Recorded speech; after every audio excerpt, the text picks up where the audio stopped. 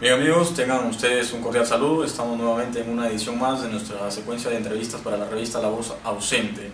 El día de hoy tenemos un invitado especial, un invitado que viene pues de otro país.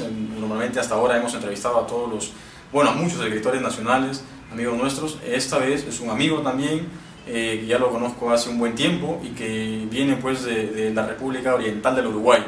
El día de hoy le presentamos a ustedes al escritor, poeta Enrique González Arias, a quien le damos la bienvenida y le agradecemos por estar presente el día de hoy en nuestro programa. ¿Cómo se encuentra usted, maestro? ¿Qué tal? Muy bien, es un gusto estar en tu programa y con la llegada a todo el público que vos tenés, que es muy importante para todos. O sea, si podemos sembrar cultura desde una mente joven, con eso estamos ganando el mañana, y eso es lo que es muy importante. Bueno, le agradezco sus palabras. Maestro, quisiéramos primero que nada, empezar por sus inicios, ¿no?, en la literatura. Creo que eso es lo que a veces uno siempre trata de buscar en un escritor, cómo es que de repente apareció esa idea de dedicarse a la literatura. No sé si usted la tuvo siempre, porque a veces la literatura nos sorprende en algún momento de una etapa de nuestra vida, ¿no? Pero no sé si usted la tuvo pues de repente desde muy niño. Suele pasar también. Mira, yo no tenía pensado ser escritor. Entonces con 11, 12 años pierdo un tío, de que yo relato en una de mi novela, esa Carta de un adolescente. Y yo, con tal de estar a su lado, yo hacía cualquier cosa. Amaba a ese tío. Él era poeta, cantaba, pero mi sueño era ser cantante. Y para estar a su lado tenía que estar en silencio. Entonces me daba un cuaderno y él cantaba y leía y yo qué sé, y escribía. Yo estaba a su lado y a mí era lo máximo estar al lado de él. Estamos hablando de una época de hasta los 70, en que la luz eléctrica era escasa en mi país, no en todos lados había. Y en la casa de mi abuela se leía alrededor de un farol. Ya. Entonces primero empezamos con el farol ese que humeaba, después pasamos a el boom del farol a mantilla, que era uno que se le daba bomba y parecía un zumbido permanente, y lo colgábamos. Primero lo poníamos arriba de una base que era un pedazo de tronco de sauce cortado como si fuera un arreglo, y ahí se ponía, porque de ahí alumbraba para abajo. Entonces yo me quedaba con él y él me daba ese cuaderno y yo rayaba.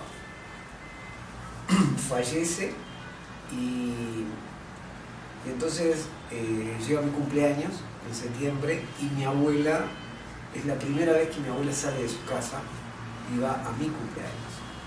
Y me entrega la herencia, son 2 cuadernos de mi tío. Ya. Y un reloj, su reloj. Él es su tío Estanislao, ¿verdad? Estanislao.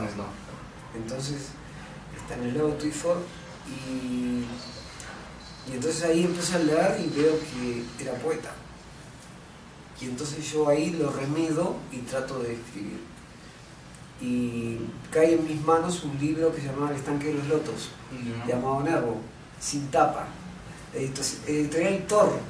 Porque me acuerdo que editorial Thor, porque Thor era el martillo, un loco con un martillo, yo era de los cómics, y me leía todo aquello. Y entonces, para mí la poesía terminaba en Ava, y ahí comienza mi primera etapa real de poesía. Y entonces, el 19 de junio del 71, yo escribo mi primer poema oficial.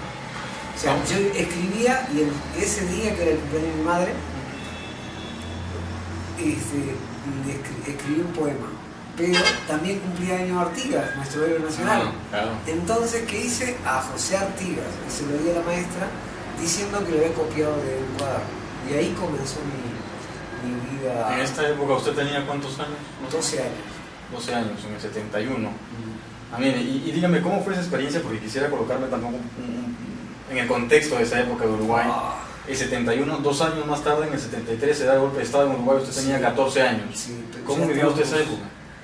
El golpe de Estado fue... me crié, mi educación es democrática. cívica viva. O sea, se vivió la política en mi casa y en el barrio, ¿no? Y el día del golpe de Estado se da el golpe de Estado en la madrugada. Fíjate que nosotros andábamos en las marchas estudiantiles, ganamos una guerra de estudiantes contra el dominante del momento, nos subió el boleto de estudiantes de 5 centésimos a 1 peso, y en disparate. Yo no podía estudiar, porque yo usaba 4 ómnibus, y no podían pagar mis padres, era demasiado dinero. Y entonces entramos en huelga, un enfrentamiento que era una cuestión de estudiantes contra el poder. El gobierno. Y nosotros, el poder, porque el poder no es precisamente el gobierno.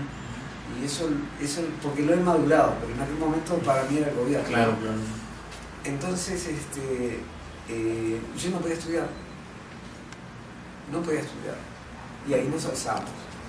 El alzamiento terminó con ómnibus quemado.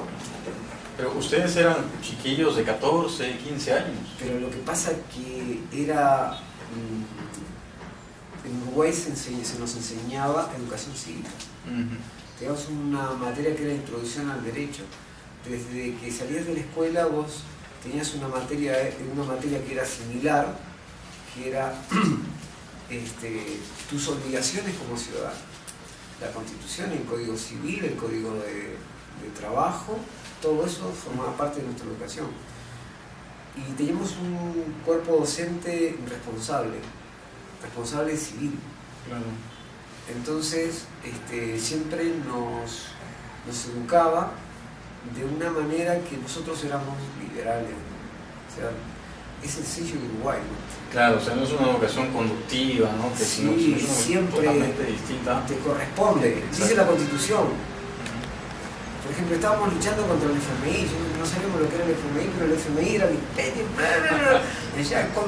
y estamos a favor de iban estudiantes a Cuba a recoger el café cuando no tenían mano de obra. Entonces, muchos estudiantes fueron a Cuba a recoger café y sin cobrar nada. Y todas esas alternativas las estamos viviendo desde el 68, ¿no? Porque en mayo del 68 en América, por lo menos por allá por el sur, fue explosivo. Influyó bastante, ¿no? No fue verdurita. No me acuerdo cuando matan a Che Guevara. El Che Guevara pasa por Uruguay y da una conferencia en la Universidad de la República, donde él trata de decirnos que no estamos mal, pero como somos rebeldes, estamos mal. O sea, no importa que vos digas, estamos mal. Así tenga la razón. Así tenga la razón, porque el estudiante, los jóvenes deben de tener esa rebeldía. Ahora, ¿y cómo esto, vivir una época en la que hay un golpe de Estado en tu país, ¿no? En una época, obviamente, un contexto difícil, políticamente, socialmente, económicamente también influye? ¿Cómo esto influye usted en su obra ya, en su obra literaria, en su poesía? Mi poesía, hasta ese momento, era una poesía bucólica. Nostálgica. Sí, y trataba de aquel momento, porque de eso no hay nada editado, ¿no? Entonces yo a veces leo mis cuadernos, que alguno me queda de esa época, y me asombro de mi letra, de las cosas que escribía, y yo siempre estaba con el tema de la libertad. La lucha de la libertad para mí era lo máximo, ¿no? Entonces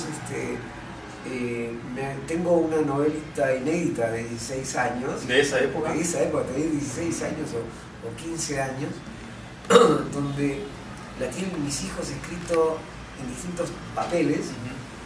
Y yo les he dicho de que cuando yo no esté la editen. O sea, tenía entre 15 y 16 años. Y ese golpe. ¿Pero por qué eso de querer editarla? Porque era otra época. Dar el golpe de Estado. Pero yo antes estaba cuestionando el sistema político. Y yo decía de que el sistema político era corrupto. O sea, esto de ustedes, no es nada. decía yo allá, en aquella época. Entonces teníamos, quebraron bancos. La gente que hizo quebrar esos bancos, que era, entre otros, el Banco Comercial y el Banco Transatlántico y la Caja Obrera, fueron bancos que, en mi caso, yo era chico y juntaba moneditas en una alcancía que era un ómnibus, y iba y llevaba al banco, y entonces decía, banco quebrado. Y yo miraba el banco, ¿dónde está quebrado, no? Y a mí no se me borró eso, nunca se me borró eso. Y esa gente hace quebrar los bancos en el 2000, en el 2002. Argentina y Uruguay, la crisis de Argentina y Uruguay, la misma gente. Y entonces yo ya tenía el resabio porque me dijeron, se robaron la plata, esos quebraron. Se robaron mi plata. Entonces era un niño cuando eso. Tendría 9 años, 8 o 9 años, pero con 14 años veo que la situación estaba muy, muy difícil. Mi padre tenía que hacer mucho trabajo. Mi padre era un dirigente sindical. Las reuniones eran hasta muy tardes. Bueno, ser dirigente sindical en esa época también habrá sido pues otra historia. Sí, es muy difícil. Es muy difícil para la familia. Porque hay una cantidad de responsabilidad que si sos de verdad, si sos una persona cierta, hay un sacrificio que es tu familia, ¿no? Claro. Y eso no te lo cuenta nadie, solo la familia. Hay un sacrificio que tenés que hacerlo, hay que hacerlo. Porque vos te ves a eso que vos representás. Y entonces, el sueño de un pequeño gritón era que yo mataba a todo el parlamento, todos en la órbita, y iba atrás de los hijos primero, matar a los hijos, para que no quedara nadie. Porque si quedaba uno, ese, capaz que mañana iba a reclamar. Y entonces lo enfoqué escribiéndole que estaba preso, me había entregado, le escribí a mi padre por qué lo había hecho. Porque yo creía en la libertad del país y la democracia. Y la democracia tenía que ser directa. Y eso eran toda una manga de ladrones sin vergüenza. Así más o menos, y con esas palabras, o sea, con mi letra variada, porque ahí yo estaba intentando mejorar mi letra. Y entonces tengo una letra redonda, me acuerdo que era para arriba, porque quería que la leyeran. Y como usé distintos papeles, creo que es sumamente interesante y también para muchos ver que usé todo lo que tuve a mi alrededor. Claro. Pero eso me doy cuenta hoy, ¿no? Hay papeles de esos que hoy no hay, no se están haciendo, ¿viste? Claro. Había uno que era finito y entonces tenía que pasar el lápiz apenas, porque si no pasaba por otro lado. Así que bueno. Mire, y dígame, dentro de todo este contexto, dentro de toda esta convulsión social que vivía su país, bueno, que vivía por aquella época no solo Uruguay, no solo distintos países de América, de Sudamérica, de América Latina, ¿no? ¿En qué, digamos, contexto aparece ya su primera obra ya publicada, ¿no? Publica su primer libro? Ahí ya cambia porque mi primer libro... Ya viene obviamente años después. A muchos años después, la dictadura me mató. Soy uno de los que... de aquellos jóvenes que teníamos una cantidad de ideales y tuvimos que quedar de lado. Yo ingreso en la Fuerza Aérea. No me doblegaron y entonces yo a veces trato de ver muchos jóvenes que están hoy en la lucha que tienen que tener mucha fortaleza, porque en un momento vas a tener que adaptarte a eso nuevo que puede venir, que no te guste, Claro. pero no puedes cambiar, no te puedes rendir. Y eso me costó muy caro. Vuelvo a hablar del tema de la familia, ¿no? Muy caro. De alguna forma también defender los ideales, No puedes cederlos. las convicciones. Las convicciones no puedes perderlas, ¿no? O sea, por lo menos yo no las perdí. Y eso me costó muy caro. Ahora, en el ámbito familiar, ¿Cómo tomaban eso, por ejemplo, de que usted pues, era un chico obviamente rebelde, obviamente que quería policía? Ahí está el problema. Ahí está el detalle Ahí está de la el familia, problema. entonces, pero ¿qué problemas en sí tuvo que enfrentar, no? Porque me imagino que Fíjate que en mi caso, había toda una barrera de en repente. mi caso con 19 años. 19 años. Y no había cambiado. En mi caso, en Uruguay se da que lo que está pasando ahora en Argentina le llaman la grieta. En Uruguay pasó de que ya veníamos de una guerra que había habido entre blancos y colorados, y hay un resabio que todavía hoy, la guerra terminó en 1904, hoy se saca un tema de eso y vuelve otra vez. Vuelve otra vez, ¿no? Y las familias quebradas. En mi familia había de todos, hubo gente que tuvo que exiliarse. Murió alguno en el exilio. Tengo familia del exilio. Tengo familia que no conozco. Y bueno, mi papá eran 11 hermanos, ¿no? Y fíjate, cada uno con su idea política. También estaban divididos también. Y ahí tenemos un quiebre, ¿no? En mi familia, con mis hermanos, no tenemos el tema político como que lo pasamos, lo soslayamos, ¿no? Claro. Nos respetamos. Creo que yo y mi hermano estamos en el mismo lado. Mi hermano no sé porque es muy joven. No vivió lo que nosotros vivimos. Mis padres sí, pero mi padre al final reniega de todo, ¿no? Se siente frustrado y reniega de todo.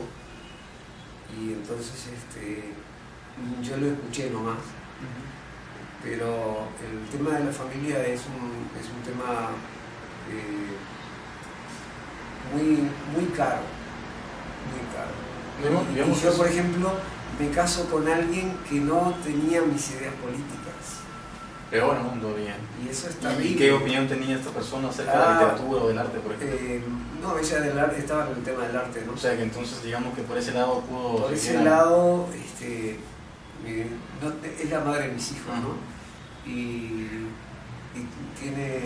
tiene sus capacidades, pero ella viene de una familia rancia. Entonces, mi padre cuando se enteró se armó, era todo un lío. Nosotros estábamos en un bando y estos eran... Era como decir, mi padre era del Partido Comunista y nosotros eran de derecha, de la derecha rancia, ¿no? Entonces era algo... un choque. Para mí también, ¿no? O sea, la situación que yo la llevé lo mejor que pude.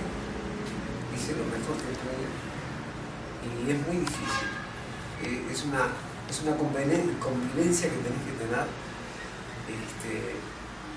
que es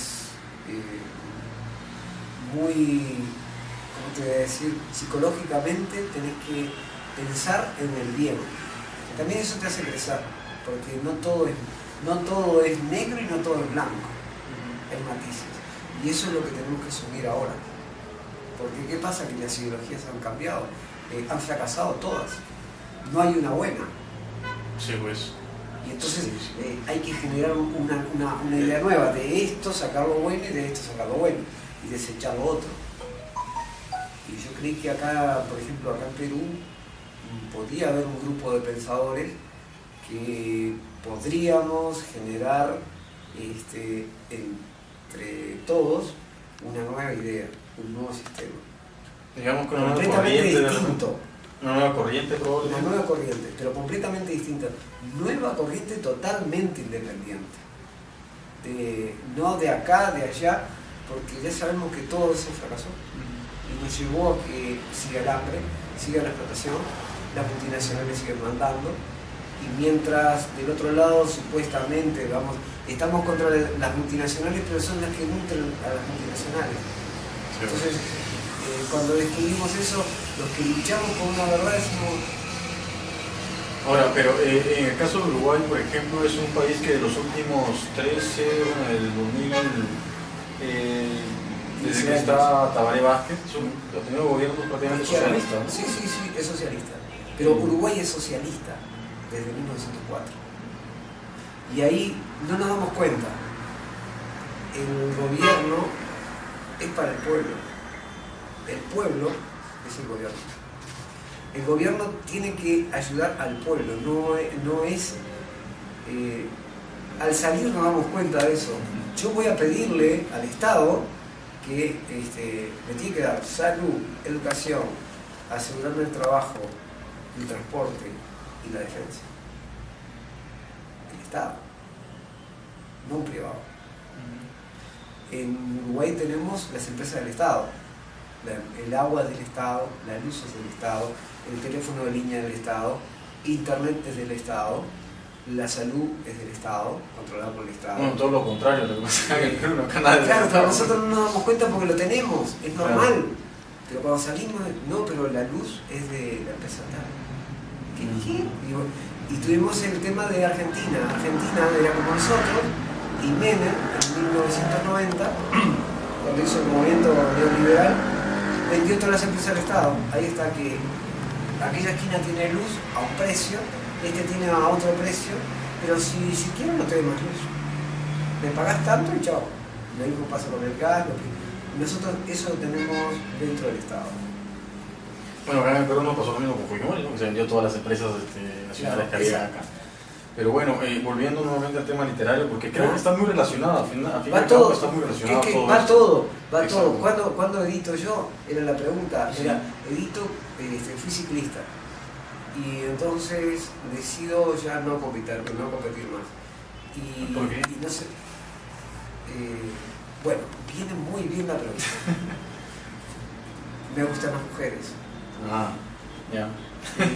Disfruto del sexo. Me gustan las fiestas y me gustan las reuniones con mis amigos. Y no me drogo, no fumo, nada ilegal. Pero el deportista, el sacrificio es muy grande, muy grande. Y entonces el técnico me había exigido relaciones sexuales cero. Alcohol cero, todo cero. Sí, pero todo lo que tenía que ver con la importaba, el alcohol no tenía problema. Cero fumar menos. Pero la parte sexual no tenía vuelta conmigo. Y entonces me le planto y le digo, mira, yo estoy enamorado de mi esposa y yo le voy a dar como un gorro así con estas palabras y no me voy a privar de eso porque hoy soy joven, mañana capaz que me muero. O sea, yo no pensaba que no fuera a funcionar sino que me muriera. ¿Y qué? No, eso no me lo voy a perder. Y entonces pero había gente que me seguía, entonces se me ocurrió escribir un cuento. Y ahí me doy a conocer como escritor. Y escribo el primer cuento que es Con el ciclismo desde aquí, pero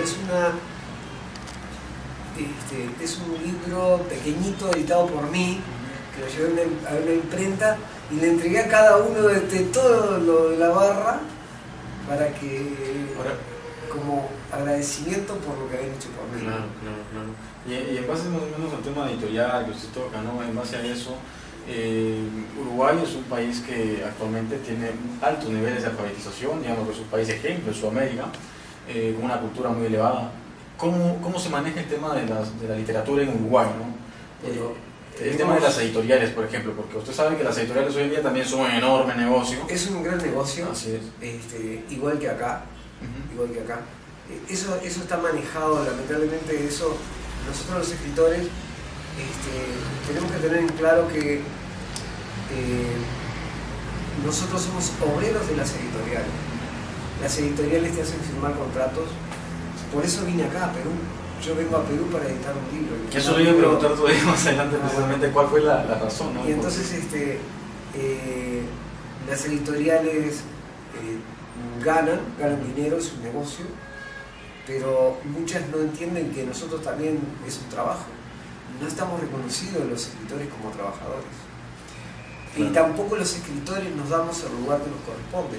Cada vez que yo vengo a tocar el tema de los escritores, aparece un editor a mi lado. y entonces yo automáticamente no hablo. Y entonces esto está bueno en tu programa, porque puedo decirle a los escritores que tienen una cantidad de derechos y tienen también obligaciones. ¿Y la obligación cuál es? Con el país y con la sociedad. El escritor tiene que escribir y registrar. Claro. No puede escribir con seudónimo, tiene que escribir con su nombre. Claro. Tiene que registrar en la Biblioteca Nacional el Indecopy y después llevarle al editor y hacer acuerdos con el editor, con alguien de conocimiento de él antes de firmar ningún contrato, y asegurarse que recibe eso que él está contratando. Te digo, hay editores que te dicen que te dan son 500 libros y no recibí los 500 libros. Sí. O no recibí los 1000 libros. ¿Hay una ley del escritor en Uruguay? Existe la ley, no tenemos ley del escritor, sino una ley de edición. Como una ley del libro. Como una ley del libro, ahí está. Sí tenemos, tenemos la ley, lo que nos refiere de los registros. Claro, igual que acá. No hemos logrado la ley del escritor porque somos tan individualistas que nosotros hemos destruido eso. O sea, sacaron la ley de los músicos y de actores, se pueden jubilar. Nosotros no nos pusimos de acuerdo. Nos peleamos entre nosotros. Ahí está el tema, vuelvo de vuelta. Si tenés un editor dentro de los escritores, pues, si sos editor, aunque escribas, sos editor. Porque tenés tus intereses que son distintos. ¿Qué pasa? A un editor no le conviene que salga una ley del escritor, porque va a tener que pagar un impuesto al seguro social. Claro. Y él no va a querer. Pero si yo me meto dentro de los escritores y no permito que eso salga, nunca voy a pagar impuestos. Claro, en el tercer número de la revista de La Voz Ausente, en la revista impresa, publicamos precisamente un trabajo suyo, donde hay un prototipo de ley, por así decirlo, de ley de escritor que usted ha publicado también en uno de sus libros. ¿Qué nos puede hablar acerca de ese tema? Porque la ley del escritor acá como que no se toca mucho en los círculos literarios, ¿no? Es como algo un poco... Mira, porque hay un tema... Ese tema. Mira, ¿qué es ser escritor? O sea, tengo que partir de esa base. Claro, porque también yo soy escritor. El escritor es el que escribe y trata de vivir lo más dignamente que pueda de eso que hace. A veces no lo logra y busca todos los medios y a veces sobrevive o mal vendemos nuestra obra. Los que son muy, y ahí viene de vuelta el tema, muy capitalistas, no podés vender tu libro a 5 o 10 soles, 35. ¿Y cómo vas a vender? El escritor tiene que llegar primero a la gente. Claro. Y yo prefiero que mi obra llegue a la gente, así sea que yo vaya perdiendo. Exacto. Porque yo voy ganando. Porque voy ganando en otra manera. Exacto. ¿Cuál está el bien de todo esto? De que los jóvenes aprendan todo lo que puedan para estar mejor. Y entonces cuando ustedes estén mejor, yo voy a tener una buena jubilación, porque ustedes van a levantar el país. Ese es el fin de todo. Ustedes tienen que estar mejor y progresar, y ser mejores que nosotros. Porque entonces van a descubrir cosas que nosotros no descubrimos porque estábamos pensando para otro lado. Puede haber que se incentive la investigación científica, que se encuentren soluciones a muchos problemas. También ayudarles a aligerar la carga que nosotros le estamos transfiriendo ahora, el SIDA, el cáncer, el problema de género, que se lo estamos tirando a ustedes. No lo solucionamos. El tema del aborto no lo solucionamos, se lo tiramos a ustedes. Ustedes arreglenlo, mientras las mujeres se siguen haciendo abortos ilegales y muriendo en clínicas clandestinas. El tema de la droga no la legalizamos, se lo volvemos a meter a ustedes, porque es un negocio de muy poca gente que gana mucha plata con la droga y entonces no le conviene. Todo esto se lo estamos metiendo. Pero si yo saco un libro y yo lo pongo a 35 soles, va a llegar solamente a una élite. Exacto. Y a mí no me interesa la élite, me interesa el pueblo. Si el pueblo es culto, va a cuestionar que el gobierno haga las cosas mal y se va a levantar y lo va a cuestionar y lo va a hacer actuar. Mientras que la élite va a calmar porque le va a convenir a ellos. Entonces, sí había esbozado, tengo mi idea concreta de una ley de escritor. Es muy concreta. Es que aportemos todo una parte, un dinero que no sea muy oneroso, que de ese dinero vaya a un seguro de salud, que sea colectivo, que sea cooperativo, que pongamos dinero en un banco todos los meses, sea 100 soles, ponele, 100 soles, a tu nombre que no lo puedas sacar, y que un pequeño porcentaje que del mismo banco esté incluido, pagás 100, de estos 100, 20 van para salud. Entonces ahí tenés salud y la jubilación. Y cuando llegue el momento que no tengas ya condiciones de trabajo, que puedas hacer uso de eso. O sea, yo doy una solución. Ahora, ¿usted ha planteado esto de repente más allá en círculos abiertos? Lo he intentado plantear y pasa esto que aparecen los editores. ¿Qué pasa? Que el editor sabe que él tiene que pagar. Obvio, porque vendría a ser la empresa, ¿no? Él es la empresa y él no quiere pagar, entonces te van a poner cantidad de palos en la rueda y siempre aparecen. Estuve en Montevideo, en el Ateneo, me invitan por este tema y entonces yo digo que, por ejemplo, para que mi libro esté en una estantería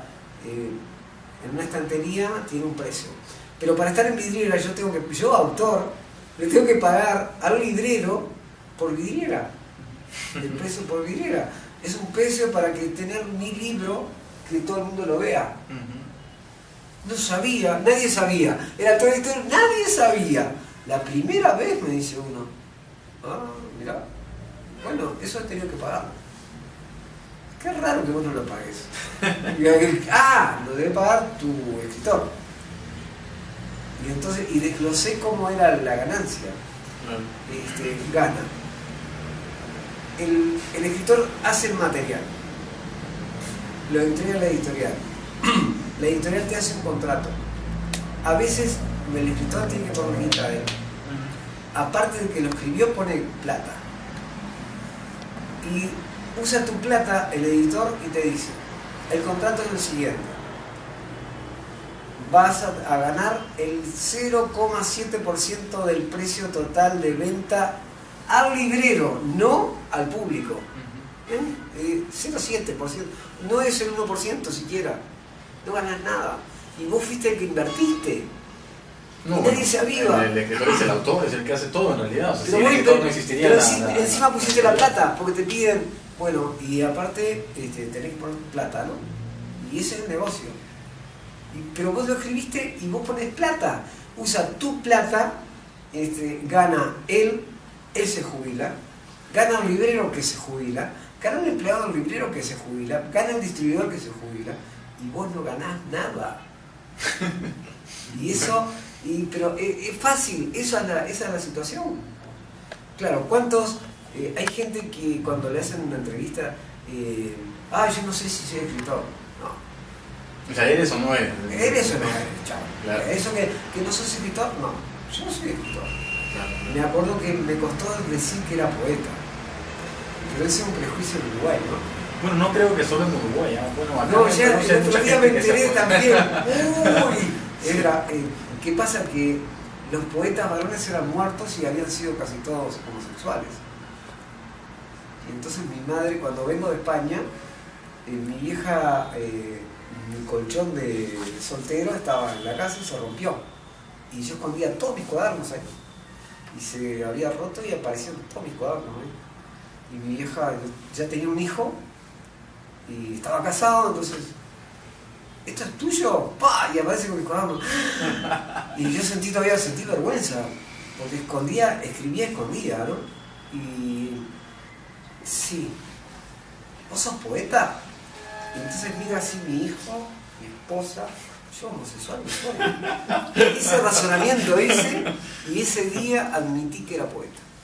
Públicamente, la primera vez. Que era varón. No, eso no tenía claro, pero estaba ese tema de que los poetas... Es una especie de estigma, ¿no? Sí, y nos perseguían en Uruguay unos cuantos. Vos le preguntás a alguno así, pasó mucho tiempo. O en la universidad alguno, pero muy pocos, Claro. muy pocos te dicen. Bueno, y eso también está ligado porque en Uruguay hay varias poetas mujeres, ¿no? Ah, bueno, y porque las mujeres eran las poetas, son las poetas. O sea, Mario Benedetti, ¿cuándo aparece Mario Benedetti? Mario Benedetti aparece con las canciones de Serrat como un poeta. Si no, era un cuentista, un buen narrador. Claro, claro. Pero no como poeta. Claro. Ya aparece grande. Aparece Serrat con El Sur también existe, y ahí el poeta Mario Benedetti. Galeano aparecía con crónicas. Claro. Bueno, Galeano es un narrador. Claro, entonces y ahí se empieza a dar vuelta la cosa.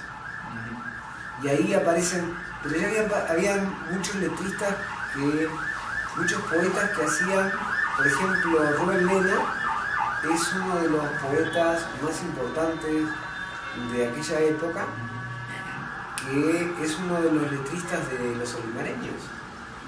Las canciones de protesta de nuestra época revolucionaria son de Rubén Mena, también de Idea Vilariño, una de las grandes que no está dimensionada aún como una de las grandes, ¿no? Bueno, Uruguay tiene, digamos, dentro de las letras muchos personajes, también tiene una historia rica literariamente en la literatura, y bueno, usted no está al margen de ello, ¿no? Pero ¿cómo evalúa usted la literatura actual, digamos? No solo en Uruguay, vamos a hacerlo esto más amplio, porque usted es un hombre que viaja por distintos países de América. ¿Cómo evalúa usted la literatura que se está haciendo hoy en día? Digamos que se ha distanciado mucho de esa literatura un tanto profunda, un tanto que daba un mensaje, o se ha vuelto más que todo literatura de entretenimiento, superficial, para vender nada más. ¿Cómo evalúa usted ese tema? América sigue creciendo. Tenemos el tema de las editoriales, volvemos a lo mismo, ¿no? Sí, bueno. Entonces hay unos clichés para unos fulanos, pero yo he leído muy buena literatura permanente. Una de las cosas que encontré es que me quedé muy contento porque se estaba diciendo que en Uruguay no había narradores, y me encontré con nuevos narradores de buena calidad, muy buena calidad, buenos poetas, buena poesía. Ustedes tienen brillantes poetas y brillantes narradores. No son los nombres que aparecen. Y ahí está de vuelta el tema editorial, ¿no? O sea, no le abren la puerta, le ponen la tapa, y esos no van a surgir si no es una responsabilidad nuestra hacerlo explotar. Hay nuevos narradores muy buenos, mejores que los número uno que ustedes han puesto, ¿no? Y los muertos están muertos. Vallejo ya pasó su época, marcó un hito, pero hay otros. Exacto, sí, y en eso vamos a coincidir, porque yo, por ejemplo, ¿por qué no le abren la puerta? Porque siempre, bueno, yo desde que he empezado, por ejemplo, en este ambiente de la poesía, la literatura, o sea, todo gira alrededor de Vallejo, ¿no? Todo gira alrededor de Vallejo. Pero me parece que hay que cambiar eso, ¿no? Vallejo no tiene por qué ser, digamos, el dios, ¿verdad? Exacto, no hay Dios porque son todos dioses. El tema es que hay que darle lugar y hay que permitir abrir, porque si no, eso es una mentira, no estás creando. Claro. Entonces vas a seguir, no, porque Vallejo, no sos poeta. No, pero Vallejo, que Vallejo te enseña a escribir. Y entonces, darle el lugar histórico que le corresponde. Por supuesto, eso es innegable. Innegable. Pero ya dejar de idolatrar. Exacto. Porque si no, van a seguir idolatrando todo lo que a alguien se le ocurra. No surge más. Y no va a surgir más nadie. Nombres, ¿no? Y acá hay muchos poetas buenos. Muchos poetas buenos. América tiene la suerte de tener buenos narradores y buenos poetas. En Colombia hay un grupo de poetas, en México también un grupo de poetas y escritores nuevos. Hay una influencia en México de ustedes.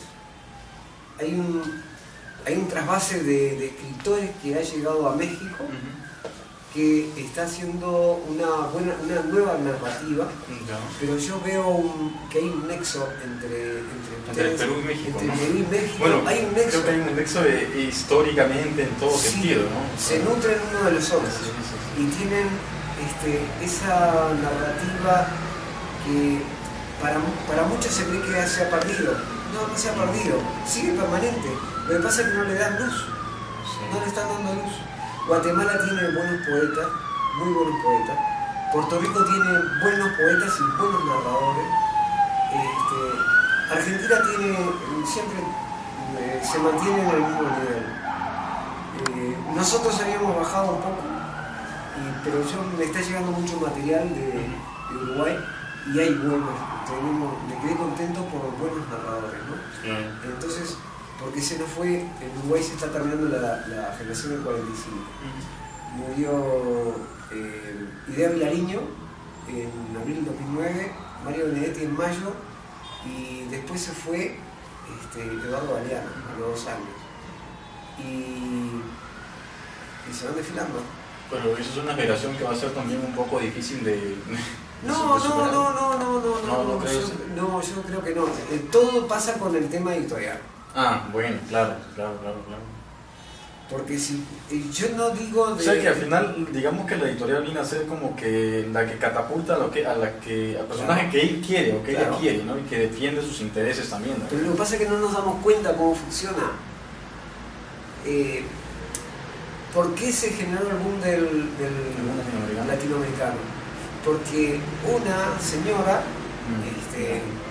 Carmen Balcells, sí, lo junta. Claro. Y hace de ellos el boom. Sí. Y bueno, ella era he intentado algo al respecto con nueva gente. De hecho, estoy tratando de ayudar a los jóvenes. He leído a cantidad, y darles las oportunidades que ustedes generen ese boom. Eso es todo un reto. Es un reto, pero está en nosotros, no en ustedes, ¿no? Está en nosotros, en abrirles. Claro, y de eso precisamente un tema de lo que hacen los jóvenes con lo que hacen, digamos, las personas que ya tienen una trayectoria. Vamos a hablar en el siguiente bloque, que vamos a hacer un pequeño corte y vamos a hablar porque ese tema me parece muy interesante. Así que vamos a hacer un pequeño corte y volvemos.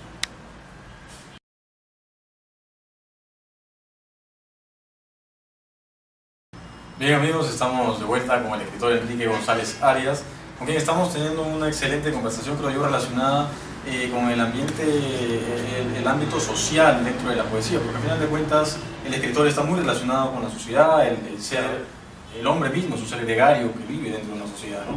Nos quedamos en el tema de, digamos, no sé si llamarlo controversia, polémica, qué sé yo, no creo que no existe esto, pero sí existe, digamos, este tema de los jóvenes que están iniciando en el mundo de la poesía, de la literatura, y las personas que ya tienen una trayectoria recorrida y que a veces estas personas como que no permiten o no le dan alas a los jóvenes, como que los tratan a veces de aprendices, o no les permiten crecer de alguna forma. Hay muchos casos, no realmente todos, ¿no? Obviamente, pero hay casos que se da eso. Y lo que pasa es que en eso tenemos, es una responsabilidad nuestra, ¿no? Los que ya tenemos un andar en esto de la literatura, en cualquier ámbito de la vida, vos tenés que sembrar, vos tenés que darle oportunidad, porque tu tiempo es tu tiempo, nadie te lo va a quitar. Pero tenés que darle oportunidad al joven, porque vos también fuiste joven y no tuviste esa oportunidad, entonces tenés que darle oportunidad. La única manera de darle oportunidad es oírlos. Y la crítica destructiva, yo he recibido, acá en Perú, crítica destructiva sobre mi poesía. Y yo me he peleado con mi editor y he hecho, bueno, no edito con él, ¿no? Con ese editor ya no edito más. Pero hay gente que cree que destruyendo crece, o que es alguien. Vos no necesitas destruir a nadie para ser alguien. Vos necesitas hacer vos. Entonces, fuimos jóvenes, nos mandamos erradas, nos mandamos por la puerta de vidrio, ¡bum! Nos dimos, ¡bah! Nos ensangrentamos, rompimos la puerta, volvimos a levantarnos. Nadie nos dijo que era una puerta de vidrio. ¿Vos qué? ¿Por qué no nos dijeron que era una puerta de vidrio? Allá aprendimos que era una puerta de vidrio. Salimos de la puerta de vidrio. pero no nos dijeron que después había un precipicio, nadie nos dijo que no teníamos que salir, ¡pah! ¡Pum! Para allá abajo. Bueno, esa es la experiencia de la vida. Y entonces nosotros tenemos que ayudarlos y tenemos que abrir las puertas. Esas puertas que a muchos nos fueron negadas. Y yo creo que el movimiento joven tiene que estar... En Huacho hay un movimiento de jóvenes avalado por los docentes de la Universidad de Huacho. Y eso engrandece. Eso es lo que hace crecer. Porque nosotros necesitamos de ustedes. Yo quiero leerte porque yo quiero ver cómo es tu movimiento nuevo. Porque esa dinámica nueva yo no la tengo porque yo soy viejo. Entonces yo me puedo nutrir de vos y vos te podés nutrir de mí. Y eso es lo que tiene que funcionar. El argollismo siempre funciona, lamentablemente. Y el tema es romperlo. Uno no va a una universidad a aprender a ser escritor o poeta, sino que va a la universidad a nutrirse de elementos para ayudarlo. Pero no te vas a recibir de escritor o de poeta. Eso nacés con ese tema. Y entonces acá hay una serie de movimientos, como que los universitarios somos, y vuelve otra vez el tema ese de los tiempos. Esto no es de ahora, sino que siempre fue lo mismo. Los universitarios eran los mejores. Claro. Entonces, el que no era universitario no existía. Y entonces yo siempre le digo, agarré la lista de los premios Nobel. Tolstoy, ¿en qué universidad estudió? Dostoyevsky. Y empecé a seguir de largo. Hemingway. Robastos. Salvador. Amado, Jorge Amado. Jorge, ¿qué estudió? No se lo vieron, pero ¿qué estudió? El único fue Vargas Llosa que hizo universidad. Pero estudió para escritor. Obviamente que no. Entonces, ahí está el tema. Y nosotros tenemos que mover a ustedes los jóvenes. Y también ustedes se tienen que equivocar y yo tengo que aceptar, o sea, hay un momento que nosotros vamos a escribir cosas muy malas, hasta que nos damos cuenta que es la madurez, y eso es necesario que se equivoquen y que escriban horrible, y después vas a ir evolucionando. Así es. Vas a ir, ¡ah, lo que escribí! ¿Cómo va a ser? ¡Ay, lo que puedo! Y querés quemar tu libro. Ah, de hecho. Y eso tiene que pasar. Si no pasa eso, está todo mal. Exactamente. Entonces, los grandes de mi edad, pero los grandes que están en las grandes parafernalias, creo que se olvidan de sus pies. Y se olvidan para qué están escribiendo. Ese es otro gran punto y de repente una pregunta clave también. Al final de cuentas, yo conversaba hace unos días con un amigo y me decía, yo le comentaba que escribía, ¿no? Me decía, ¿y para qué sirve la literatura? Y la literatura, y fíjate que para qué sirve, es bien fácil. La cabaña del tío Tom la escribió Vic, ¿cómo es? No me acuerdo el nombre, la señora esa que medía 1,5 metros, y esa señora 1,5 metros con esa novelita hizo ni más ni menos que la Guerra de Secesión. En Ulises Joyce hace una revolución que cuenta y delata una sociedad que era hasta ese momento escondida. La granja de Orwell, ¿no? Ahí está. Una realidad que cuenta hechos que estaban pasando, desdibujados, nos han mentido y todo eso. Orson Welles con la invasión de los mundos, ¿no? Entonces, ¿para qué sirve la literatura? La literatura, si está bien dirigida, te va a entretener, pero te va a tener a hacer pensar. Ahora, hay una relación no muy amistosa de repente entre los escritores o poetas que hacen un tipo de poesía relacionada más al ámbito social, ¿no? Y los que escriben un poco, digamos, no tan social, sino que, digamos, una poesía más de repente romántica, más, exactamente. Como que hay una relación a veces no muy buena, porque hay una especie de controversia. Y hay también los escritores o los poetas más puritanos que critican a la poesía social y que dicen que la poesía debe ser arte simplemente, estética simplemente, y nada de mensaje ni nada de eso. ¿Qué opina usted al respecto? La poesía es poesía siempre. Y son etapas. me puedo poner el cliché de social, pero puedo escribir una poesía amatoria. El tema es que hay mucha gente que vive de espaldas al mundo y escribe una determinada poesía. En el 900 en Uruguay, Elmira Agustín escribió una poesía que a mí personalmente no me gusta. Pero cuando empiezo a verla en el contexto del 900, es revolucionaria. Porque es otro contexto, otra etapa. Se le dio vuelta a todo. Claro. O sea, no, ella se rebela contra el machismo, el patriarcado. Claro, de repente ahora ya no nos sorprende mucho, pero para la época... 1900. Exacto. De hecho, Elmira Agustín, el marido, es la primera mujer que se divorcia en Uruguay. Es el primer genocidio escrito, ¿no? Que está investigado. Él se reúne en un hotel porque ella todavía tiene una relación con el loco y se encuentra en un hotel y el loco le pega 3 tiros en la cabeza y después se suicida. Pero es un rompimiento. Claro. Y la poesía social está mal entendida, porque son grupos sociales también. Porque vos fíjate que hay alguna persona que escribe esa poesía que no está comprometida con nadie, pero está comprometida con su espíritu. Que a fin de cuentas también es parte. Es parte, pero ¿qué pasa? Que esa gente no razona que nosotros necesitamos hacer que el público reaccione, que reciba los mensajes, que a través de algo sencillo, poético, entienda.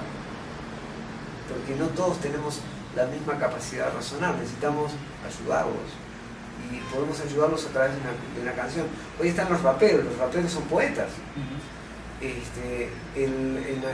Eran los decimistas, hoy son los raperos.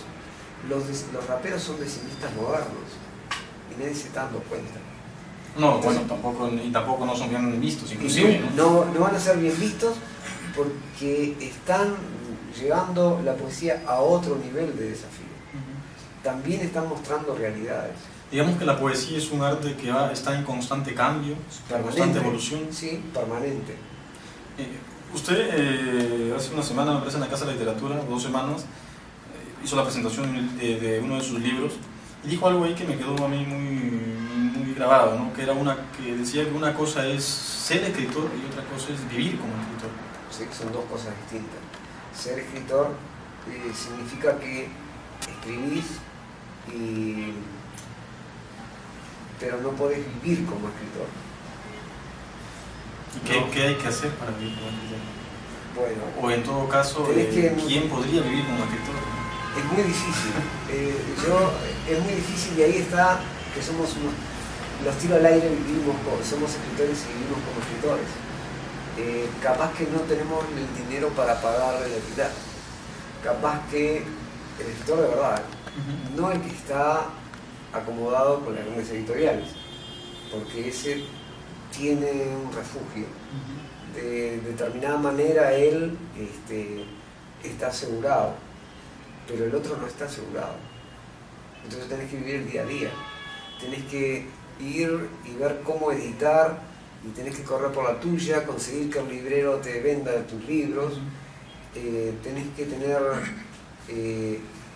una serie de amigos que te permitan mostrar tu libro en determinados sitios para venderlo. Y no vas a venderlo a esos precios que estamos hablando anteriormente, a 35 soles. No, tenés que venderlo para que llegue a la gente. Y capaz vendiéndole para que llegue a la gente, y generalmente a pérdida, comes en el día. Porque claro, conseguís lo que se llama el plato de comida de 7 soles, ¿no? Como se llama bueno, eso que cuando vas a comer decís, el menú. El menú, tenés el menú asegurado. Y eso otros no lo tienen. Entonces, mucha gente, muchos poetas buenos se han muerto de hambre. Elena Carró, muy indigente. Elena Carró fue una novelista mexicana que fue la esposa de Octavio Paz. una revolucionaria completamente, fue la fundadora de todo el realismo mágico. Ella es, con su novela, ahora no me acuerdo el nombre, hace que el realismo mágico surja. Y cada vez que le preguntaban, ella es la madre del realismo mágico, ella decía, no hay nada nuevo bajo el sol, porque lo que está pasando sigue siendo. Y sigue pasando hoy también. A mí me debo admitir que no la conocía ahí. No la conocía. Sí, y murió indigente. Rosario Castellano se suicidó. Bueno, acá mismo en el Perú tenemos varios poetas que han muerto. Así, claro, por ejemplo, sí. Alejandro Romualdo, que fue un poeta muy bueno, que y murió prácticamente, Ramírez Ruiz, el mismo Martín Adán, que murió también, claro. Entonces, y poetas que han trascendido, digamos, nacionalmente, son muy buenos. Pero, ¿cuáles son, digamos, los mayores retos? Aparte, obviamente, las editoriales y todo este tema, ¿qué es a lo que se enfrenta? Porque creo que hay algo más a lo que se enfrenta un escritor o un artista en sí, que le impide a veces vivir de lo que hace. Una de las cosas es que si uno es auténtico va a tener el problema del resto de los colegas. Muchos aparecen en el Facebook rodeados de muchas fotos con fulanitos, menganitos, y esos tienen determinadas puertas y muchos, los de verdad, no aparecen. El poeta, el escritor de verdad, no aparece. No aparece, aparece de vez en cuando en alguna foto con amigos, y ahí eso es lo que está pasando, y por eso no surge. No surge porque porque, por ejemplo, mañana va a haber el homenaje a Holland, periodista, sí, una trayectoria impresionante, un decimista, un decidor de poesía, y lo va a hacer un fulano, ¿no? Tiene de rehén, y ahí está el tema, de rehén, a un grupo de esa poesía que vos estás diciendo. Y esto lo estoy porque ¿qué pasa? He ido varias veces y escucho la poesía, a mí acepto que escriba, está todo bien. Pero ese tipo de poesía es esa que no tiene mensaje de un caramelo, no tiene nada, pero editan con este señor y hace su negocio. Bueno, hay otro tema también interesante que sería bueno también mencionarlo de repente, que hoy en día, por ejemplo, se hacen muchas antologías, ¿no? Bueno, antologías, bueno, claro, le llaman antologías, claro, ¿no? Ahora le llaman antología. No saben lo que es una antología. Y que hay, por ejemplo, una persona te pide, ¿no? Envíame tantos poemas y cuesta negocio. Tanto también, ¿no? Exacto. Entonces, como el escritor y el poeta por ahí está tan necesitado a veces de querer aparecer, bueno, ya te paga. Tú haces tu negocio bacán, publicas tus libros y al final, ¿qué de eso? Eso es un burdo negocio nada más. Es un burdo negocio y hay algunos que sí merecen la pena. O sea, a veces yo participo en algunos donde están los jóvenes y participo solamente con el fin de apoyar. O sea, no tengo, en mi caso, no me interesa a mí la antología. Claro. Y escribo para la antología, y no pongo material ni editado, no, es nuevo, completamente nuevo. Y es un respeto. Y cuando participo es porque hay un editor nuevo que me está convocando, y entonces merece o sea, todos los jóvenes merecen que les demos el apoyo. Y entonces parte, en mi caso, ¿no? Pero ahí está eso de la antología, esa que vos decís, esa otra, ¿no? Preséntense que vamos a hacer la antología de no sé cuánto y se presentan 1000, a los 10.000 poemas de Vallejo, por ejemplo. Y entonces vos decís, pero para 1000 poemas de Vallejo. Y pone el hombre pone el nombre de él de título. Pero el escritor, la obra de fulano. No, y se hacen antologías como que todos los meses, como si la antología fuera pues algo que se hace todos los meses. días. Entonces, primero, se perdió el objetivo de qué es una antología. De hecho, claro. No saben lo que es una antología. Por ejemplo, una de mis aspiraciones acá en Perú es hacer una edición de poesía peruana joven y narrativa peruana joven. Es muy difícil. Bueno, imagínense cuántos. Es muy difícil para mí llegar, porque tengo que llegar. Claro. Entonces, pese a que ando en todos los círculos que puedo, no tengo acceso a todos, a todos los que yo quiero. He ido a distintas zonas de Perú. He estado en círculos donde hay 5 o 10 escritores y con muchas necesidades y buenos escritores, y quiero leer sus obras, pero los muchachos no me dan sus obras porque por su propia idiosincrasia, porque no están estimulados. Hay algunos que se leen unos cuentos maravillosos y lo tienen en papel y es el único que tienen y no hay para fotocopiar. No hay para fotocopiar. Mirá lo que te estoy diciendo. No hay para fotocopiar. Bueno, o sea, ahí está. El tema económico y social que sigue influyendo. Y si dicen toda la sangre, es una mentira. No, toda la sangre no. Yo creo que yo cada vez que voy a distintos sitios de Perú, salgo de todos los entornos y voy a buscar esos libros que aparecen en algún sitio, que no están publicitados por nadie, son de autor, y he encontrado muy buen material. Claro. He encontrado una escritora de la selva, ahora no me acuerdo el nombre, que es una maestra que relata sus experiencias como maestra de la selva, y que ella vive en la selva. Yo tengo la idea de que hay muy buen material en ustedes. Perú es un país muy grande, pero aparte de la capacidad creadora de ustedes es brillante porque tienen todo para crear. Lo que hace falta de repente es, no sé, un movimiento tal vez. Sí, algo que pero un impulse, movimiento, ¿no? por ejemplo, mira, el sábado estuve en la presentación de una revista, Canto General. Canto General, claro. Perú es grande. ¿Por qué tengo que ponerle Canto General a una revista? Bueno, es un nombre que... Me arrechilló el nombre. Claro, claro. ¿Por qué tengo que ponerle de otro país? ¿Por qué no Exacto. tengo creación propia? Sí. ¿Por qué no le pongo Inca con K?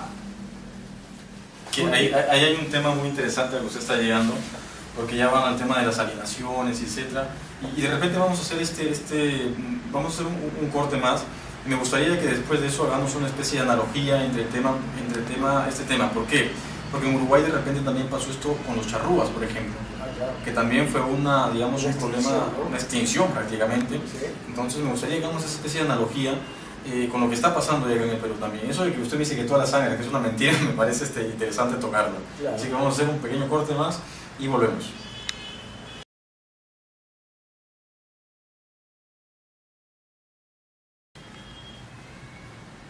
Bien, amigos, continuamos conversando con el escritor uruguayo Enrique González Arias y nos quedamos en el tema, en el bloque anterior, sobre esta analogía que usted mencionaba, partiendo de la idea de que todas las sangres acá en el Perú en realidad no eran todas las sangres, ¿no? Y hablábamos de que, por ejemplo, en Uruguay pasó esto con los charrúas y con otras culturas, ¿no? Acá en el Perú está pasando lo mismo, digamos, a rasgos más amplios todavía, porque en el Perú pues, hay una variedad enorme de culturas. ¿Qué visión tiene usted como extranjero, ¿no? Como alguien que viene de afuera y mira esto? ¿Qué opinión le merece todo eso? Bueno, mira, primero cuando yo vine, mi nivel cultural me decía Imperio Inca. Cuando llego acá, conozco Arguedas, el tema Arguedas, y todas las sangres. Y entonces cuando yo ando por acá, por allá, por distintos lados, porque un escritor tiene que andar. Y a veces en los lugares que nos dicen, no, ahí no vaya, bueno, ahí es donde primero tenés que ir. Y entonces ahí me encontré con la diversidad. Pero es una diversidad cortada. Cuando yo salgo de Lima y llego a Supe, llego a Tumbes, llego a Trujillo, llego a Santiago de Chuco, voy a Sullana, voy a Ica, empiezo a ver otras civilizaciones, empiezo a ver otras realidades y me empiezo a nutrir de otras culturas. Y entonces empiezo a investigar a través de textos, no los textos comunes de estudio, que lamentablemente no he tenido acceso a uno. Bueno, no se está perdiendo de mucho leer. Bueno, a uno no. A uno. Y entonces empecé a leer a Pomahuamán, al Inca Garcilaso, que yo lo tenía medio ahí mal visto. Ah, sí. Sí. ¿Por qué? Porque como un latinoamericano va a ir a morir pidiendo su título de conde. Bueno, sí. Entonces, y era el Inca. Entonces yo tenía, ya cuando vine, yo ya tenía ese pensamiento, a mí no me gustaba. Yeah. Lo mismo que Bolívar, que muere reclamando su título de conde. Lo mismo el título nobiliario que pide San Martín desde Francia, ¿no? Entonces, y de alguna forma el título que también pedía Tupac Amaru, ¿no? Claro, entonces cuando empezás a ver esa realidad, decís, pero todos pedían, y entonces el movimiento que era. Y cuando ves que estaba la cultura chavín, el aguari, pero pará, de esto no me hablaron nunca, no existe para afuera. Claro, no. Solo existen los incas. Solo existen los incas, pero los aguari eran mucho más inteligentes. Esto era un imperio. Y ahí empiezo a darme cuenta que era un imperio contra otro imperio. ¿Y por qué pierden los incas? Porque eran los que estaban dominando acá. Si los incas eran los que invadían Europa, a los españoles, iban a tomar España, porque los que hoy lo estamos viendo, los catalanes, los vascos, todos esos que estaban ahí, se iban a levantar contra el rey de España. Exacto. Y entonces el Inca iba a ganar. Lo mismo pasó acá. Eso fue lo que pasó acá. Las otras tribus se levantaron, y no es que traicionaron al Inca, quisieron simplemente que rebelarse contra el imperio que los había dominado. Pensaron que los otros no lo iban a dominar y que ellos iban a volver a su esplendor. Lamentablemente era el poder es el poder. Digamos que ellos vieron la oportunidad de repente de los españoles como alguien que los podía liberar, ¿no? Como lo que pasa cuando llegan los españoles a Chachapoyas, por ejemplo, ¿no? Los reciben a los españoles como si fueran pueblos libertadores, ¿no? porque Claro. ellos estaban en guerra con los incas y ya no querían subyugarse. Entonces pasó eso. Claro, y entonces nosotros en Uruguay, ¿qué nos pasa? Tenemos una situación completamente distinta al resto de América. Pertenecíamos por el Tratado de Tordesillas en 1777 a Portugal. La banda oriental era Portugal. Portugal toma hasta Colonia. Colonia del Sacramento funda Colonia del Sacramento, el lugar donde nació San Martín.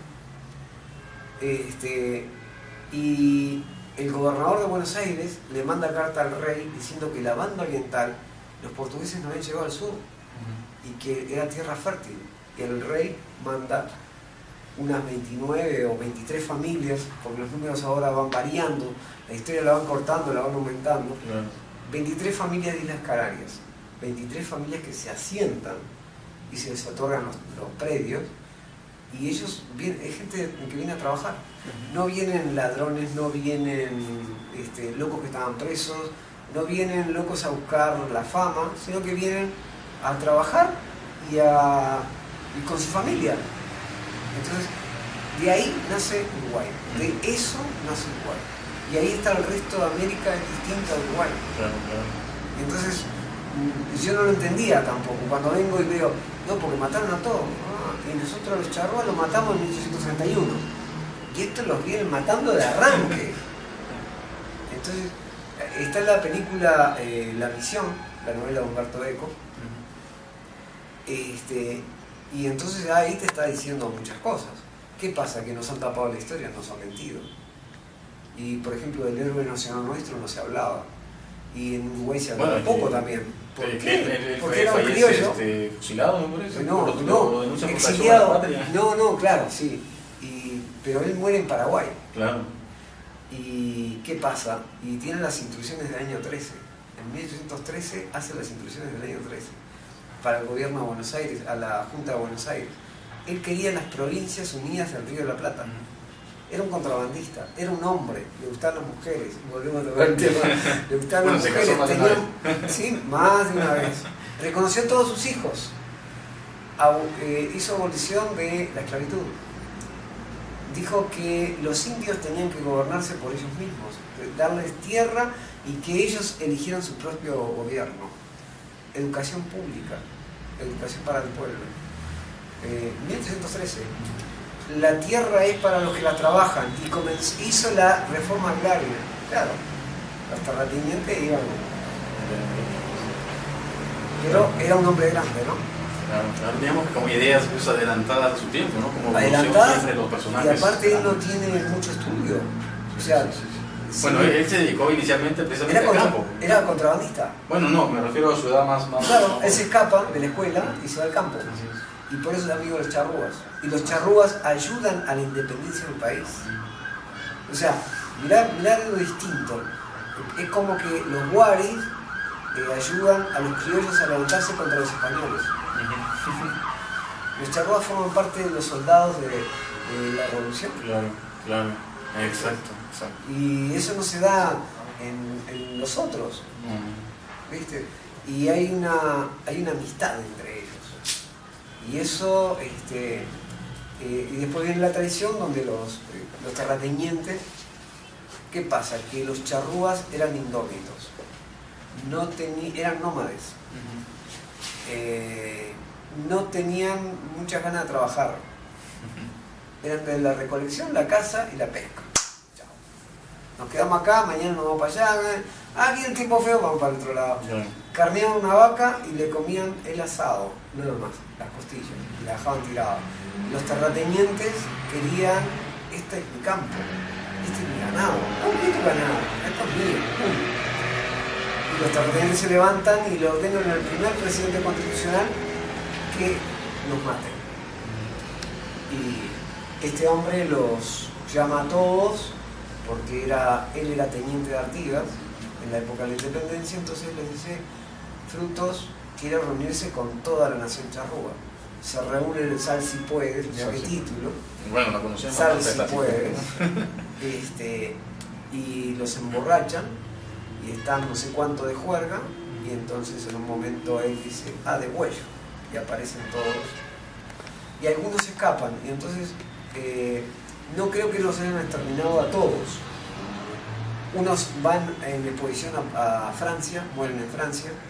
En el 2007 por ahí es traído uno de ellos, los restos de uno, con una cantidad de condicionantes que no se puede revisar el ADN de los huesos y la mar en coche, porque y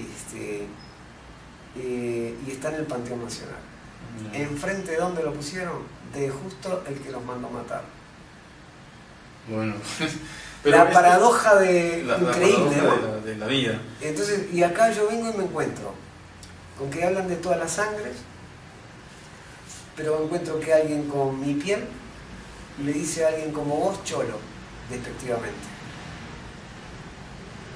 Y estos cholos no sirven para nada. Y vos que sos inglés, bueno, alemán. Hace, por ejemplo, me acuerdo, no sé si, medio año, un año, había acá una señorita que fue Miss Perú, por ejemplo, ¿no?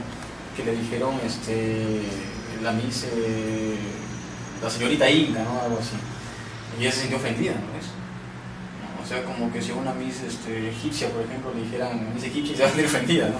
Acá pasa eso, o sea, digamos que hay una especie de, a la cultura indígena, a la cultura de los Andes, la cultura incaica, se le ve como algo bajo, como algo de poco nivel, y no hay ese orgullo, esa identidad nacional, ¿no? Que sí creo que hay en Uruguay, por ejemplo. Sí, claro, nosotros,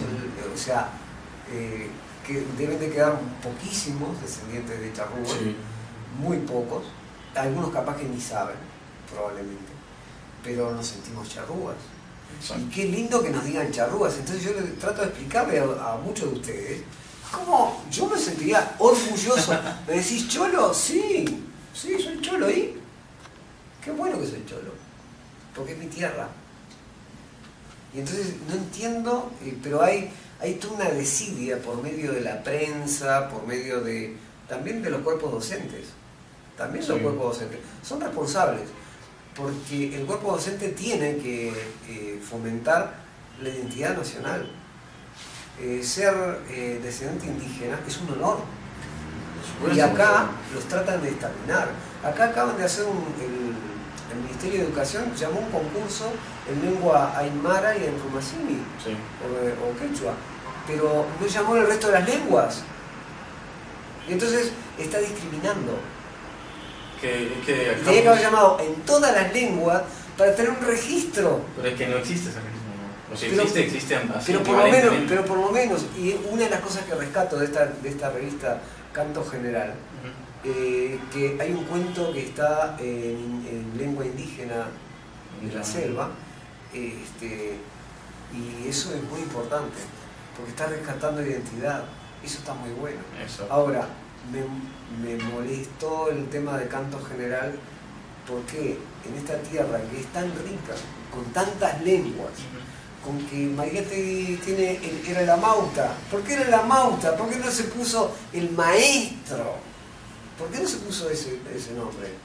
¿Por qué no se puso de esa época el Quijote? No, se puso el Amauta. El Amauta porque es un término de ustedes. Exacto. Y entonces canto general no es autóctono, entonces no va a representar a nadie. Está representando a los que... ¿Qué pasa? Fue creada capaz que con otros fines. Bueno, es que... Con unas ideas que escapan a lo que es universal del Perú, porque hay que hacer algo peruano. Las revistas literarias y de arte duran poco, es muy escaso y muy costoso. Es muy difícil mantenerlas, digamos. Y mantenerlas, Sur fue una de las primeras revistas latinoamericanas de cultura que la hizo Victoria Campo en Argentina, y ella porque tenía una guita en el bolsillo así, ¿no? Entonces ella pudo mantenerlo. Claro. Pero no cualquiera puede mantener. Hay una buena revista en Ecuador, que es un tabloide, es así, y también sale creo que anual. Anual. Sí, pero tenés la creme de la creme. O sea, tenés claro, la creme de la creme del arte de verdad. O sea, tenés un joven nuevo, novato, que no conoce a nadie, que tiene, capaz que no tiene todo el trabajo de trayectoria, pero que es bueno. Claro. ¿Qué es lo que hay que hacer para eso?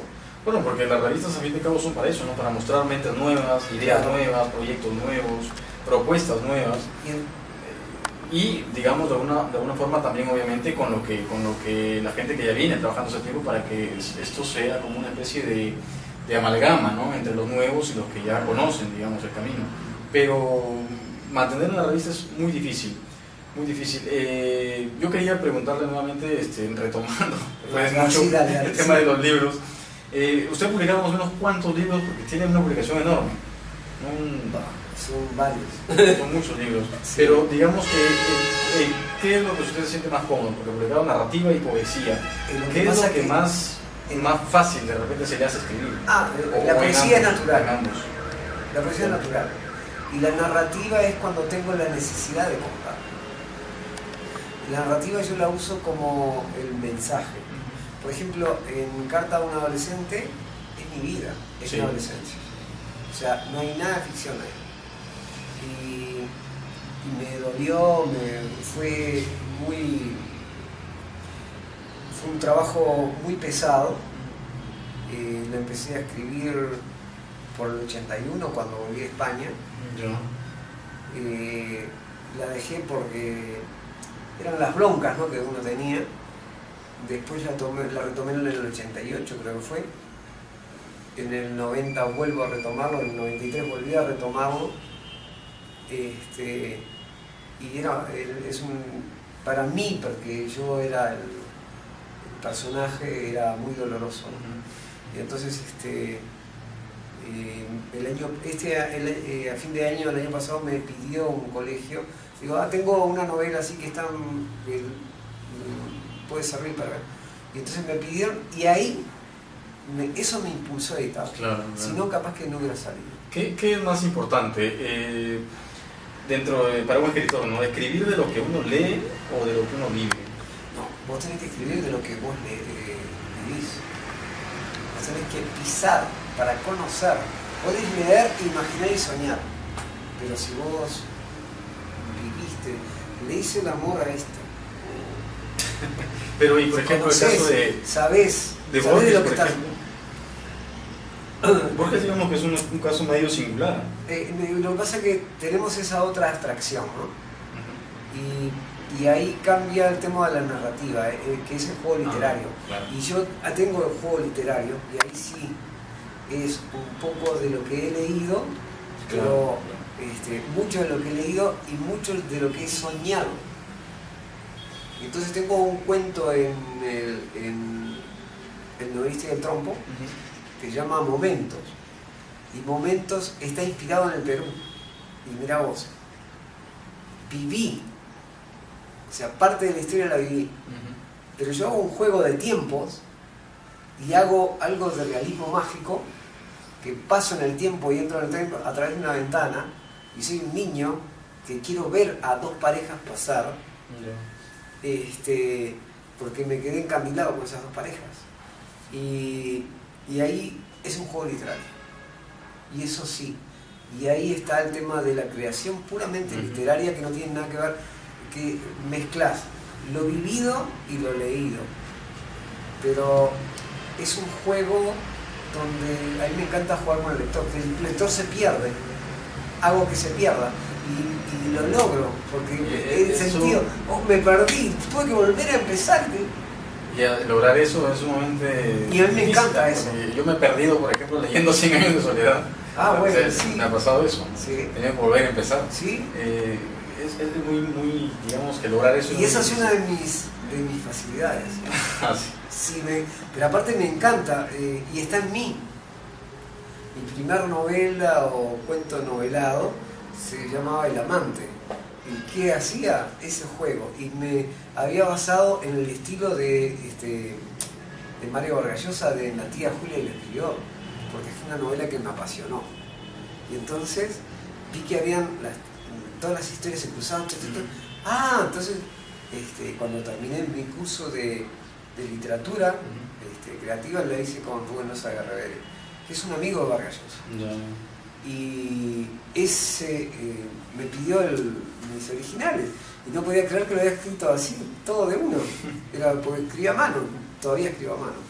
Y entonces en una cuadernola lo había escrito y no cortás y pegás. Y yo no sabía lo que era cortar y pegar. Entonces, hacía que cortar y pegar. Claro, cortar y pegar, claro. Él trabajaba con la computadora, yo todavía a mano y no tenía ni idea de lo que era eso. ¿Y hasta ahora sigue escribiendo a mano? Sí. O sea, la computadora no... No, la computadora es una tortura para mí. Sí. Pero admito que la tecnología es un instrumento que tenemos que saber usar. No, definitivamente, eso sí, porque la tecnología nos ha ayudado mucho, pero también nos ha causado muchos problemas. Por ejemplo, en mi caso que soy creador, juego con las palabras y a veces los correctores de textos, a veces automáticos, me matan, entonces tenés que eliminarlos. Claro. Y también peleo con los correctores de estilo, de texto, porque a veces te quieren cambiar, no, esto es así, y entonces no permito, las últimas ediciones no tienen corrección, o sea, la corrección es mía. Claro, o sea, es puramente total. No la toca a nadie. Exactamente. Y puede ser un defecto, pero a mí me gusta así. Perfecto. Bueno, vamos a hacer un último corte y vamos a venir con la última parte para ya, digamos, despedir la entrevista y para ver qué mensaje final nos puede dar ustedes para los muchos jóvenes que van a ver este video, porque digamos que el público que tenemos obviamente es joven, ¿no? Así que claro. Vamos a este último corte y regresamos. Desde Lima, para el Perú y el mundo, presentamos la revista La Voz Ausente, la primera revista cultural del siglo XXI. Política, social, arte, literatura, poesía y mucho más. Educación para un desarrollo sociocultural.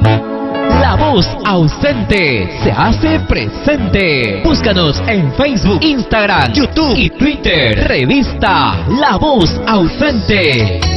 And darling, stand by me. Bien, continuamos, estamos de regreso en esta conversación, más que entrevista, creo que es una conversación. Lo importante es conversar, conocer al invitado acerca de sus visiones, ¿no? Hemos hablado mucho acerca de sus visiones de la vida misma, de la literatura, de la política inclusive, y conocer obviamente su trayectoria, ¿no? Aquella vida ligada directamente con la literatura, con el arte.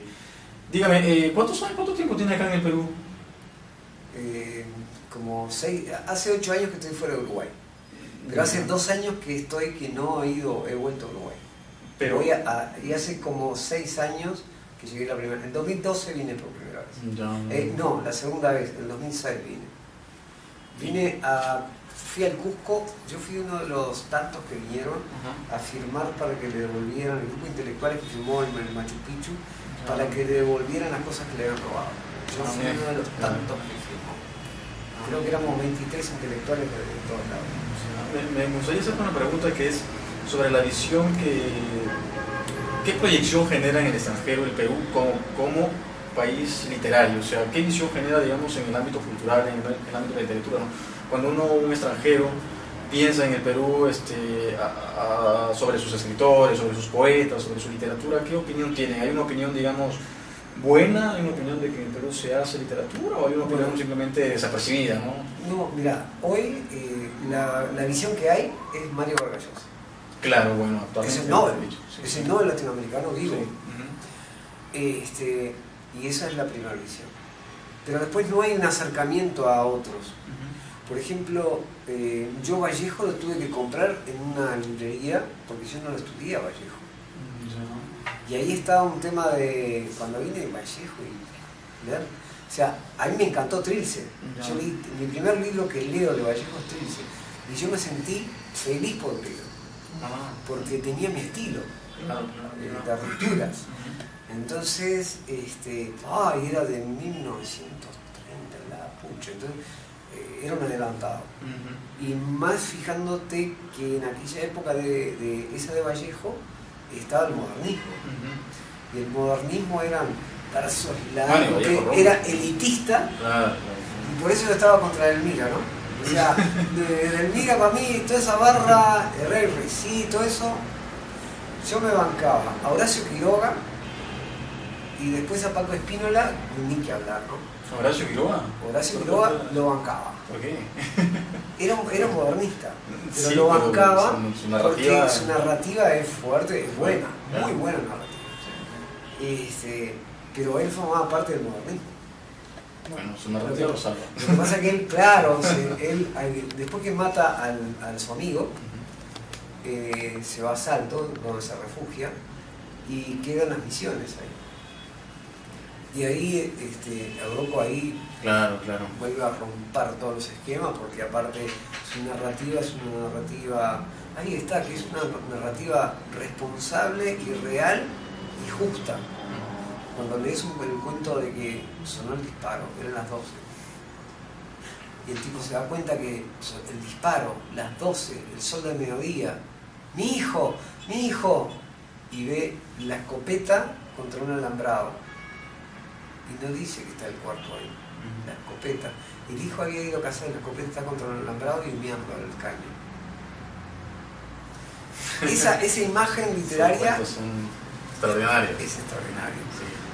Sí. Y entonces, de Perú yo leí Escorza, Redoble de Porrancas, y me enamoré de La Serpiente de Oro de Ciro Alegría. Ciro Alegría me parece el escritor fantástico, pero si no llego a Perú, no me encuentro con Izquierdo, no me encuentro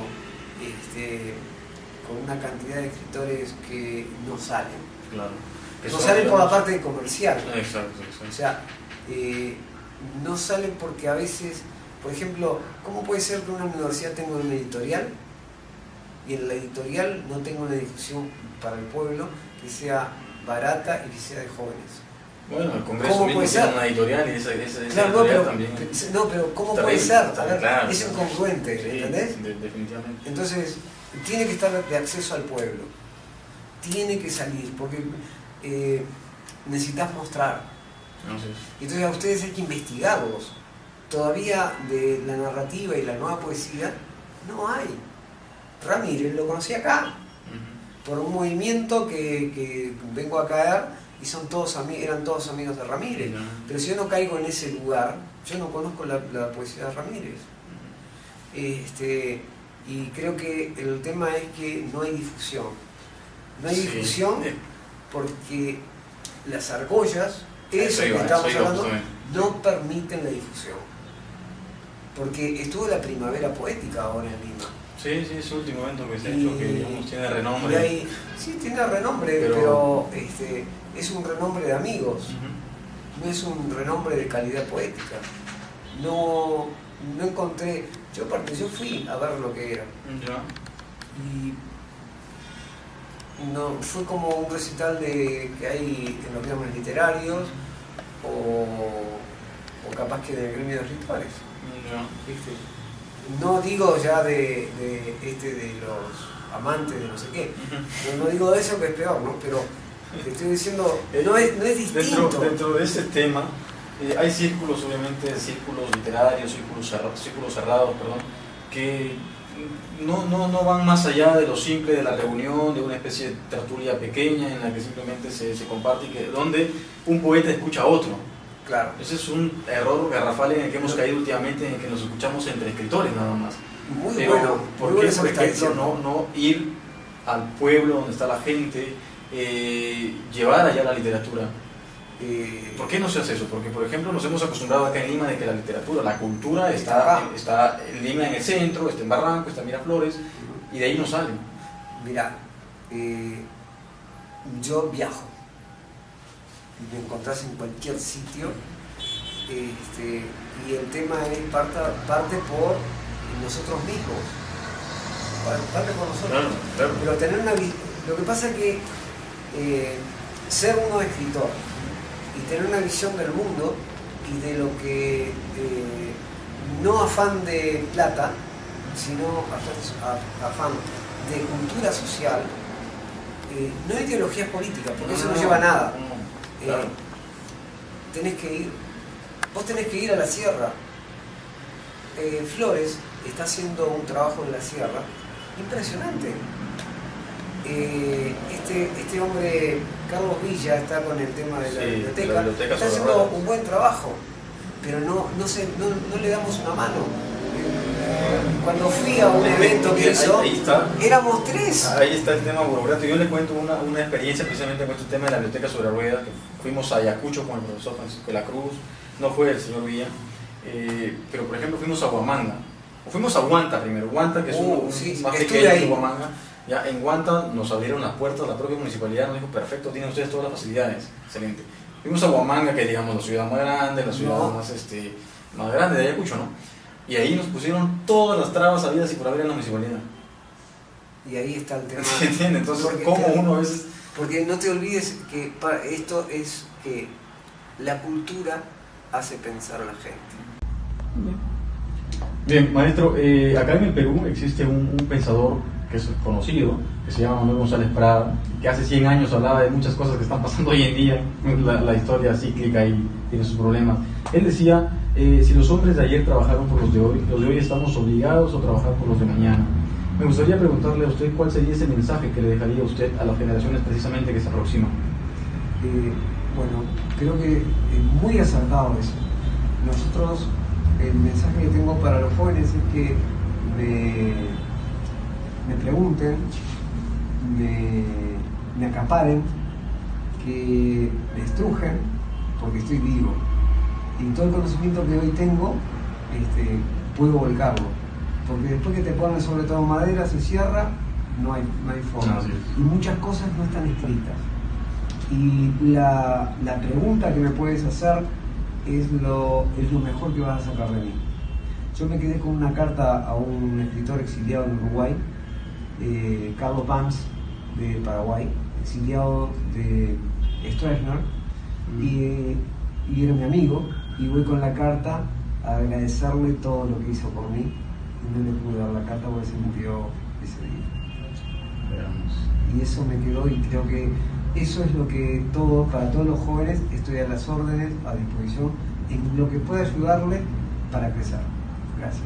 Perfecto, le agradezco mucho por haber participado con nosotros, por haber estado el día de hoy y compartir sus conocimientos. Creo que hemos hablado un poco sobre su trayectoria, creo que hemos hablado más sobre su visión, sobre ese mensaje importante que debe calar siempre en quienes ven, ¿no? Esperamos que esto llegue realmente a la juventud y que entiendan que si no hacen nada por cambiar, lo que decía Galeano, ¿no? Galeano, por ejemplo, decía algo muy importante, decía que somos lo que hacemos para cambiar lo que somos, y si no hacemos algo para cambiar eso que está mal, no vamos a cambiar nada. Así que le agradezco mucho y bueno, nos veremos en una próxima oportunidad. Muchas gracias. Gracias. Con lágrimas en mis ojos me dijeron y adoré que es esa flor ya no retuña, tiene muerto el corazón. Esa flor ya no retuña,